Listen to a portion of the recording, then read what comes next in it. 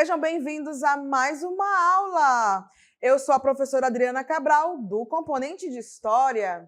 Vamos ver, então, qual é o objeto de conhecimento da nossa aula? A aula de número, então, 19, objeto de conhecimento, povos indígenas originários do atual território brasileiro e seus hábitos culturais e sociais. Detalhamento, civilizações maias, astecas e incas, organização política, econômica, social, cultural e religiosa. Ficaram curiosos? Então, vamos à nossa aula.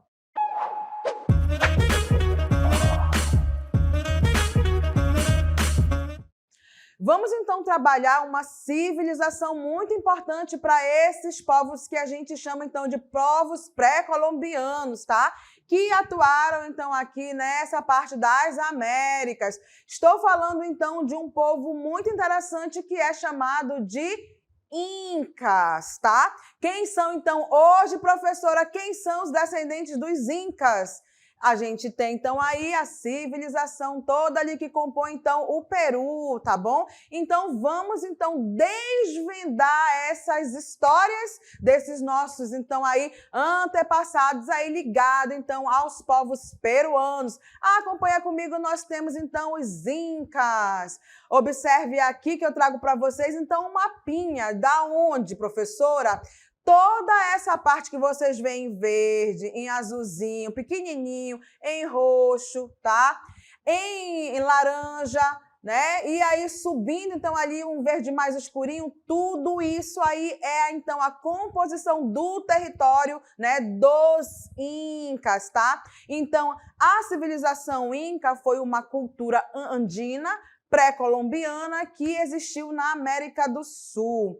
Era um Estado-nação que durou cerca de 1.200 anos até a invasão dos conquistadores espanhóis e a execução, então, do imperador Atahualpa em 1533. Então, observa nesse mapinha aí que é interessante vocês observarem, então, que toda essa faixa litorânea aí, né, ela era correspondente, então, a esses povos, né, dos Incas. E ao longo da história, eles vão, então, ficando depois, né, perdendo territórios por guerras, principalmente, tá? E aí eles vão, então, ficar muito mais ali nessa região, então, que hoje compõe, então, o Peru. Vamos, então, à nossa próxima cartelinha, né? O Império Inca, ele incluía regiões desde o Equador e o sul da Colômbia, todo o Peru e a Bolívia, até o noroeste da Argentina e o norte do Chile. Meu Deus, professora, tudo isso aí era, então, do Império Inca? Sim, toda essa composição, como eu falei para vocês, ela é, então, ali do Império Inca, tá? Então, são povos que eles simplesmente fizeram ali toda a faixa litorânea, tá? Eles, então, possuíam todo esse território, ok? Acompanha ali comigo, olha só que imagem linda que eu trouxe para vocês, tá? Isso daqui é o quê? É uma cidade, tá? Que é, então, aí ligada a essa civilização Inca, ok? Então, qual era a capital, professora, desse Império Inca, tá? Então, a capital do Império Inca era a atual cidade de Cusco, que na língua quichua significa umbigo do mundo. Então, observa aqui nessa imagem muito bonita, né, que são, então, aí, inclusive, eu posso dizer para vocês e afirmar que é, então, uma arquitetura ligada a essa grande civilização, né, que a gente fala ainda, então, desses povos pré-colombianos aí, ligado, então, agora, né, a este Império Inca. Acompanha ali comigo uma outra imagem que eu trago para vocês também, né? É o quê? A gente tem, então, né, esta civilização Inca, ela passa a tomar feição de um grande império a partir do governo, né, do imperador o Pachacuti. Então, olha aí a imagem do Pachacuti, que ele foi, então, aí, né, este grande imperador. É a partir dele que a gente vai ver, então, né, essa parte militar funcionando para exatamente a gente conquistar, então, esse vasto território, tá? Então, olha só, é a partir, então, do imperador Pachacuti que incorporou outras populações ao poderio inca militarmente. O imperador era chamado de o Inca ou Sapa Inca. O Sapa Inca era o principal guardião, então, de todos os bens pertencentes ao Estado, incluindo, então, a propriedade das terras. Então, olha aí, né, o Pachacuti, um nome bem interessante, né, para a gente, então, falar sobre este imperador que fez, então, todo esse processo, né, de aí fazer, então, a expansão militar, conquistando, então, territórios aí para essa grande civilização. Os terrenos agriculturáveis eram divididos em 3 parcelas distintas. Por exemplo, a terra do Inca, destinada então ao rei e seus familiares, a terra do Deus Sol, controlada pelos sacerdotes, e a terra então da população em geral. Perceba então aí, né? Perceba, então, que a partir do momento a gente vê, então, uma certa divisão social, tá? Aonde aqueles elementos, então, que comandam a sociedade terão terras, ao mesmo tempo que a gente vai ver, né, que depois outros tipos de terras serão dados, então, à população em geral. Quando a gente fala, então, sobre essa divisão, a gente observa que havia, então, uma certa nobreza, tá? Ligada principalmente numa pessoas muito próximas, então, aí ao chefe, que era, então, o Pachacuti. Acompanha ali comigo.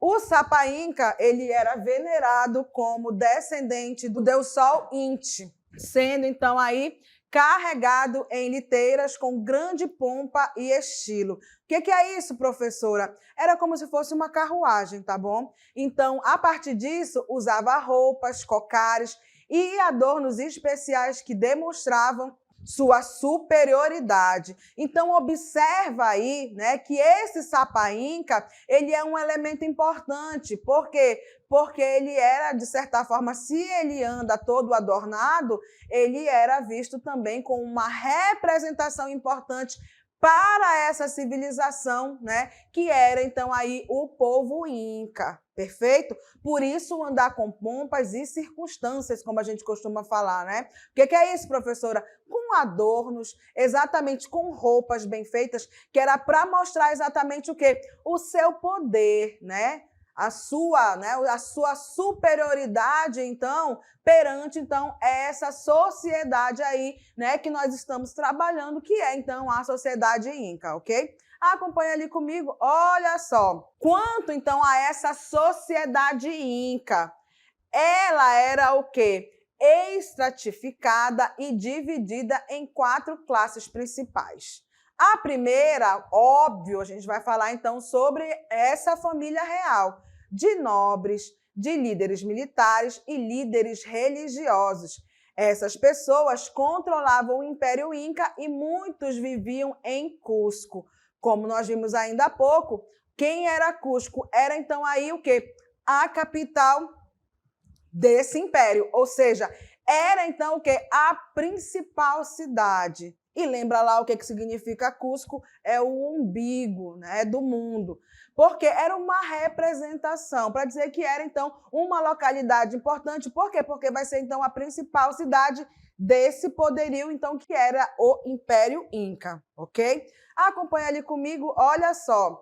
A seguir estavam, então, quem? Os governadores das 4 províncias, em que esse império ele era, então, dividido. Eles tinham muito poder, pois organizavam as tropas, coletavam os tributos, cabendo-lhes impor a lei e, claro, estabelecer, então, a ordem. Lembra, a gente está fazendo o quê, né? Essa expansão, então, desse Império Inca. Exatamente por isso, né? A gente vai começar a ver o quê? Os armamentos militares, e é claro que é para a gente poder, então, fazer toda aquela expansão, então, do Império, conquistando, então, outros povos e, claro, né, subjugando e fazendo com que eles obedecessem, né, então, agora a este imperador, ok?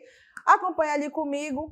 Abaixo, então, dos governadores estavam os oficiais militares locais, responsáveis pelos julgamentos menos importantes e a resolução de pequenas disputas, podendo, inclusive, atribuir castigos. Olha só aí, né? Eles têm, então, todo um aparato militar que também vai fazer o quê, né? O julgamento, então, de pequenas disputas, resolvendo, então, problemas muito pontuais nessa sociedade, que era para exatamente fazer o quê, né?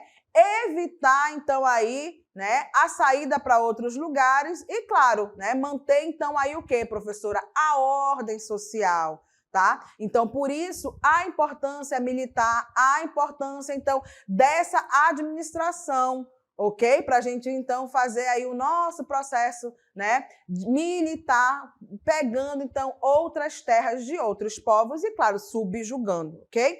Então, ali acompanha comigo. Mais abaixo estavam, então, os camponeses, que eram a maioria da população. Entre os camponeses, a estrutura básica de organização territorial era o Ailu. Olha que palavra bonitinha, Ailu. Acompanhe comigo, trago para vocês, então, olha só, uma pirâmide de como que era, né, composta, então, né, essa divisão, então, das famílias. Observa aí comigo, a gente tem, então, lá no topo dessa pirâmide, tá? Nós temos, então, o quê? A classe dominante, tá? Então, muito ligada, olha só, quem? A realeza, olha que coisa, né? Então, a nobreza, tá? A gente tem, então, aí uma nobreza que tem privilégios. E, de um outro lado, nós vamos ver, então, quem? A classe dominada. Tá? Então, olha a importância, né, dessa estrutura. Quanto mais próximos, então, aí à realeza, ao imperador, eu tenho privilégios, tá? E quanto à classe dominada, a gente sabe que vai ali tendo a maior parte dos trabalhos desse império, né? E é eles que, de certa forma, vão movimentar toda essa parte da vida econômica, da vida, então, da agricultura, né, gente? Porque quando a gente pensa numa sociedade, óbvio que a gente precisa ter toda uma estrutura, um aparato, né, militar, administrativo, mas a gente também tem que pensar nesta outra classe, que é a maioria da população e que, teoricamente, trabalha para manter, então, aí toda essa parte, principalmente da agricultura, funcionando. O Ailu era composto, então, por diversas famílias, cujos membros consideravam possuir um antepassado comum, tá? Então, era como se fossem casas, né? Onde a gente tem esse antepassado comum. A cada Ailu correspondia, então, um determinado território. O chefe Ailu era chamado de, olha, guarda o nome tão bonitinho, ele era, então, conhecido como Curaca, tá? Então, são nomes interessantes dessa sociedade, então, ligada aos povos incas. Quanto mais próximo ali da classe dominada, eu como mais, eu me alimento melhor, tenho muito mais joias, tenho muito mais, inclusive, o quê? Né? Bens, tá? Porque a gente comanda a sociedade. Quanto mais, então, ligada à classe dominada, somos os trabalhadores, aqueles que vão movimentar, né, principalmente aí a agricultura, trabalhar no pesado, de certa forma, para manter, então, a ordem social. Era realmente assim que funcionava, então, quando a gente olha este Império Inca, ok? Então, acompanha ali comigo, olha, no Império Inca, a agricultura, olha que legal, ela era a base, então, da economia, tá certo? Como eu falei para vocês, a maioria da população, a gente tem que fazer o quê, né? Ser responsável, então, pela comida, tá? Porque a gente precisa, então, manter, teoricamente, né, uma boa alimentação, né, dessa sociedade. Então, a base da agricultura, né, a base da economia, então, é a agricultura. E todos os níveis da sociedade pagavam impostos ao imperador. Show de bola, tá? Por quê? Porque eu tenho que manter toda uma estrutura social. E, claro, quando a gente fala, por exemplo, que eles tinham, de certa forma, né, uma característica militar, óbvio que eu preciso, então, fazer o melhoramento das minhas armas. Se eu estou, então, tateando o território, pensando, então, em subjugar um outro povo, isso custa dinheiro. E quem era que custeava, então, né? Era, então, a maioria da população que pagava, então, impostos para este, né, imperador. Exatamente por isso, então, a gente se arma e, claro, a gente vai, então, subjugar os outros povos. Por isso, guarda aí na tua cabecinha, né? Grande extensão territorial existia, então, neste Império Inca. Perfeito? Acompanha ali comigo, vamos falar um pouco mais, então, sobre essa parte da agricultura, né, gente? Porque a agricultura é comida, né? Então, toda a sociedade precisa, né, exatamente se alimentar para poder, óbvio, né, fazer com que a população, né, nasça mais crianças, fazer com que a gente também esteja mais alimentado, inclusive para guerrear, né, através do exército. Então, a agricultura, ela era escalonada. Professor, o que é isso? Olha aí essa foto linda que vocês estão vendo, né, na telinha de vocês. Era exatamente o tipo de agricultura escalonada. Era como se a gente estivesse subindo, então, escadas. Por isso o nome escalonada, tá? Feita em terraços nas montanhas e já usavam a adiantada técnica das curvas de nível, sendo os primeiros a utilizar, né, o sistema, então, de irrigação. Os incas usavam varas afiadas e arados para revolver, então, o solo. Então, percebe aí que essa civilização, né, Inca, eles estão melhorando esse sistema de agricultura. Então, se eu melhoro, eu tenho melhor o que, professora, lá no final, quando eu faço, então, aí as plantações, eu tenho uma melhor colheita. E se eu tenho uma melhor colheita, nós comemos melhor, nós nos alimentamos melhor, tá bom? Então, percebam também que se a agricultura, ela funciona, óbvio, a gente vai ver também, né, outros cereais começando a ser, então, né, produzidos, cultivados, é a palavra, né? Cultivados, então, pela agricultura para a civilização. Por isso eles comiam muita batata, muito milho, tá? E milho de cores que a gente quase não vê por aqui, por essa parte, né, da nossa Amazônia ou mesmo do Brasil. Uns milhos de uma cor preta, né? Tem uma cor bem diferente do nosso milhozinho, né, gente? Então, olha só, mas por quê, né? São as diferenças dos cultivos, tá? Então, muita batata, né? Quanto mais dinheiro, quanto mais próximo da nobreza eu era, né? A minha família era, eles então comiam carnes de melhores marcas. Então, a maioria da população quase nem comia marcas, ficava mais na fase então dos mingaus e, claro, do cultivo da batata e do milho. Então, acompanha ali comigo, olha só.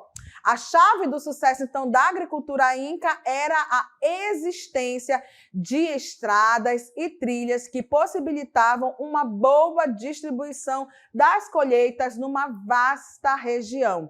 Usavam a lhama, por isso vocês têm aí, olha, professor, isso é um camelo? Não, isso é uma lhama, tá? E a alparca, para transporte das colheitas, embora tais animais fornecessem também lã para fazer tecido, mantas, cordas, couro e carne. Então, percebe, né, que essa sociedade, por que eles vão, então, fazer, né, esses animais com muita lã próximos a eles? Porque a gente fala, então, de uma região, inclusive, que geograficamente ela é muito mais fria, ela é muito mais gelada, se eu puder comparar, então, com a nossa Amazônia, tá? Então, lá tem épocas do ano em que realmente o frio bate, exatamente por isso. né, precisamos, então, de cobertores. Por isso, então, né, o uso da lhama, o uso dessa parte, então, do algodão, né, de coisas mais quentes para poder se aquecer,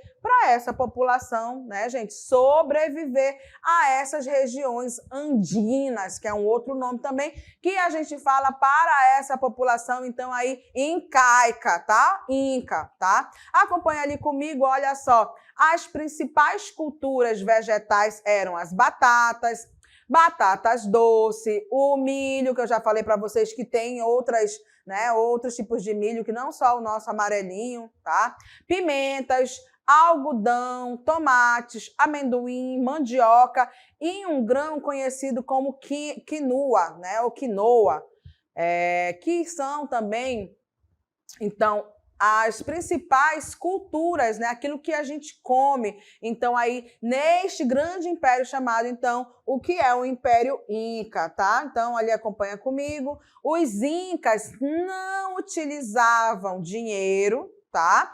Eles faziam trocas de produtos agrícolas ou escambo. Serviam como moedas, sementes de cacau e também conchas coloridas, que eram consideradas de grande valor. Então, observa, eu não uso nessa sociedade incaica o quê?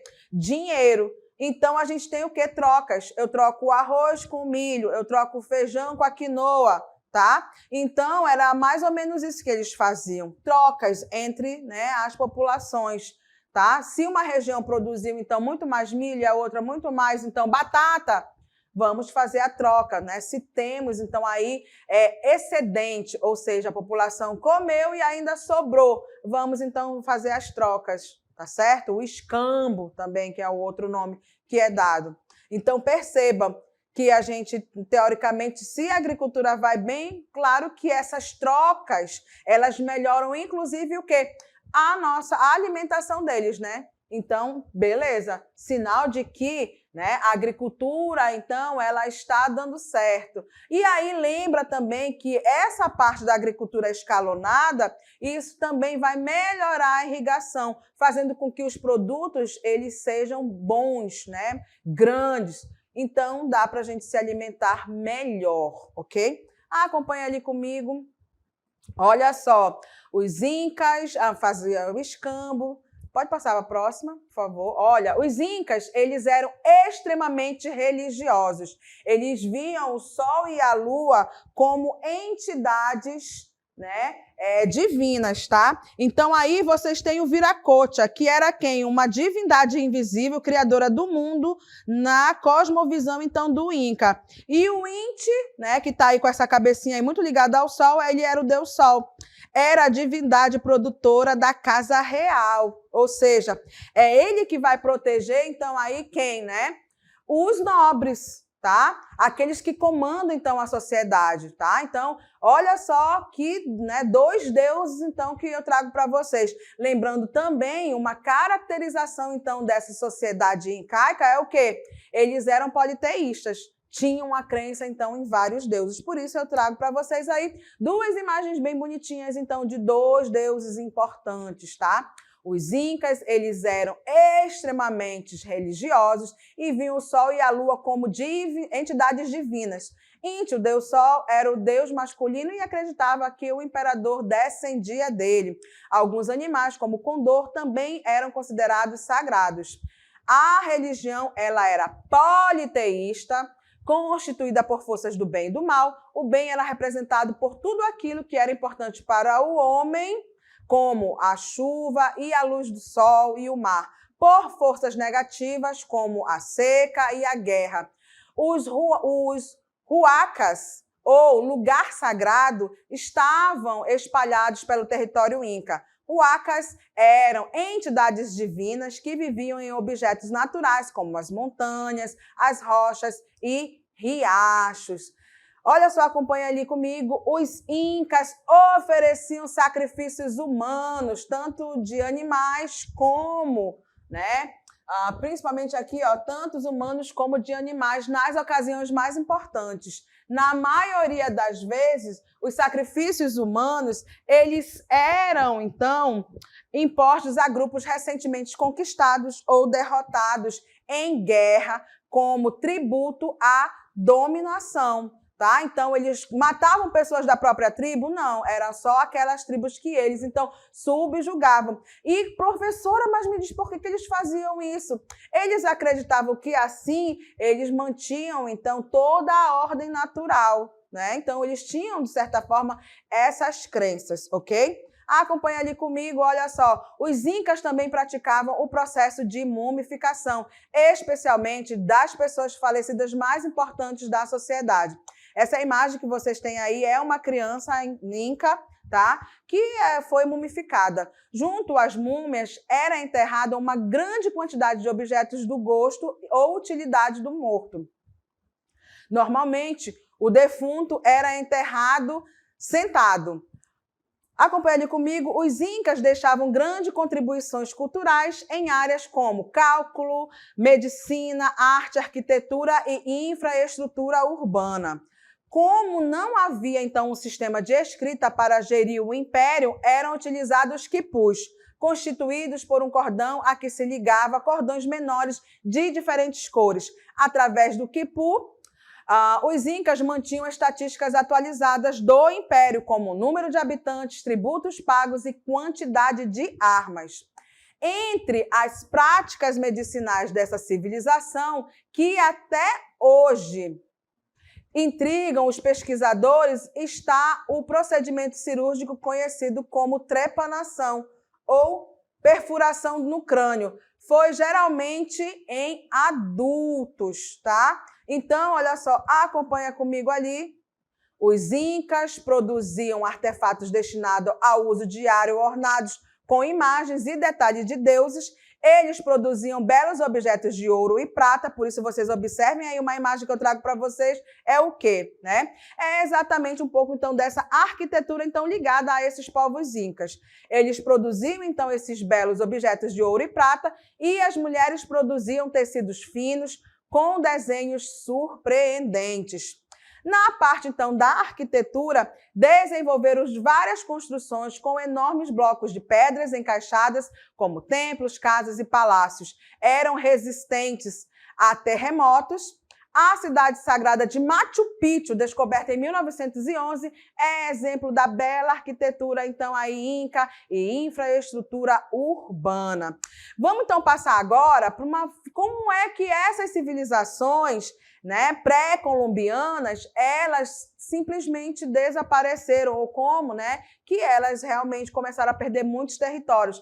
Acompanha ali comigo o fim das civilizações pré-colombianas. A gente tem, então, a decadência dos maias. A civilização maia viveu seu auge durante o período de 250 a 900 depois de Cristo. Após esse período, os historiadores apontam que foi iniciada a decadência que levou ao desaparecimento deles. Esse período de declínio é conhecido como período pós-clássico.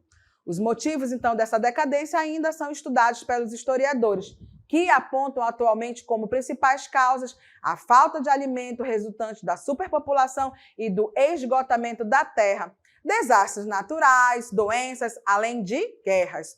Durante, então, o enfraquecimento da civilização maia, alguns locais perderam de maneira drástica um grande número de habitantes. Essas pessoas mudaram-se para outros locais da Mesoamérica em busca de melhores condições para viver. Com isso, grande parte das cidades maias foram abandonadas e quando os europeus chegaram à Mesoamérica, encontraram essas cidades total ou parcialmente vazias. Olha só, trago então uma imagem de uma pessoa que fez, então, aí, né, um colonizador espanhol, porque a gente sabe que a partir do século XVI, tivemos, então, a vinda dos povos espanhóis para essa parte, então, das Américas. Acompanha ali comigo, a gente tem, então, o fim do Império Azteca, tá? Em 13 de agosto de 1521, né?